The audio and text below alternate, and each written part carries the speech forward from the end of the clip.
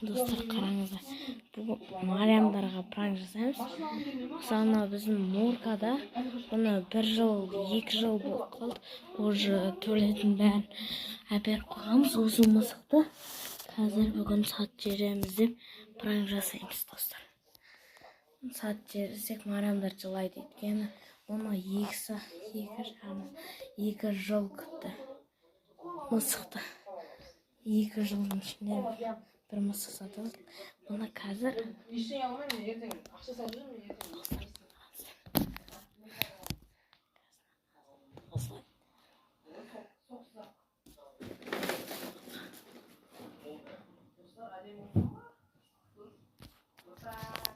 қалай оласты.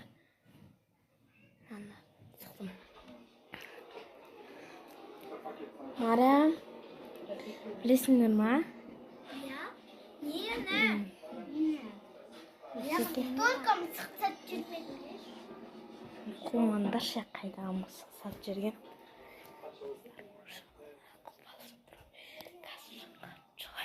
Олар қазір сыңғыр жылайтын шығар, достар.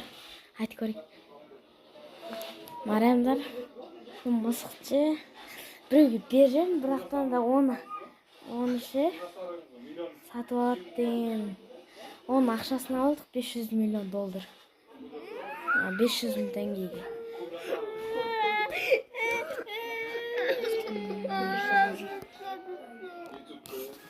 Әкеп берейін ба, не сен әкеп бермей қойын ба? Бірақ ақша бізге көп берді ғой, достар. Не, ақшасын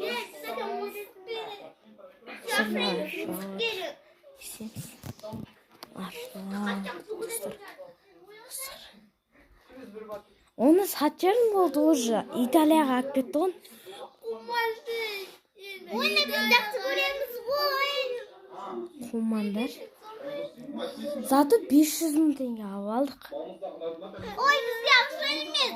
Тем более ақша үшін не? Бәрін істей береміз керек па?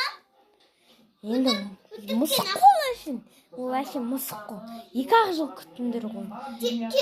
Кеше андай кукламызды сатып жүрдім. Қумаш ол кезде ит сатып жүрді ғой. Достар, қайта салайын ба? Жоқ, қайта. Жоқ, ештеңке әшін телефонымда көріп жүргем ғой. Сендерге. Адам осындай сатқан кезде телефон көруге болмай кен. Оны сатып жүрдім болды 500 мың теңге.